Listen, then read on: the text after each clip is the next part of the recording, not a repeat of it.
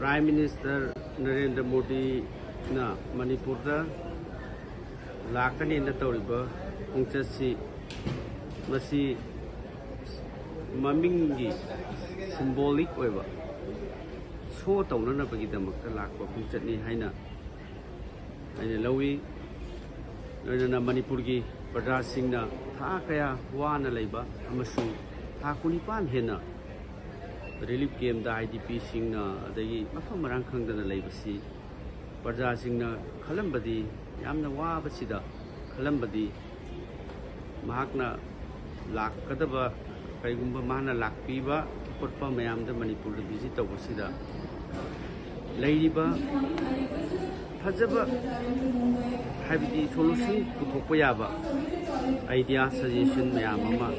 adagi solution ama porogna na bonaba IDP sing magi mayum da hananaba shanti porogna naba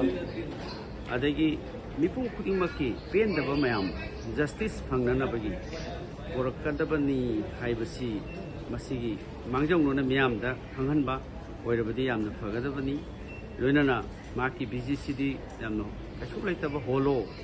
adagi karigumba program amata shanti gi wafam karimta miyam da khanghandaba masung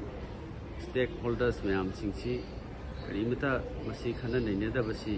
masi nuaite Prajana khalambaga yamna onai amasung BJP na asi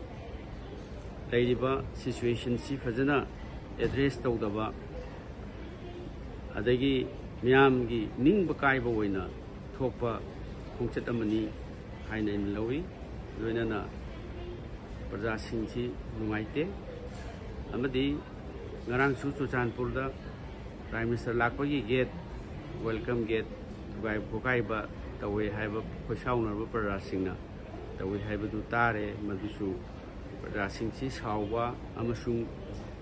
tungan ba problem yam singsi solution ama poroktabagi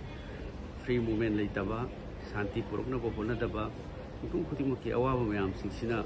Prime Minister gi pungchatsi nungaiba pungchat afaba pungchat development gi shanti gi justice gi rehabilitation gi oiba pungchat amadi oiraroi haina ani khali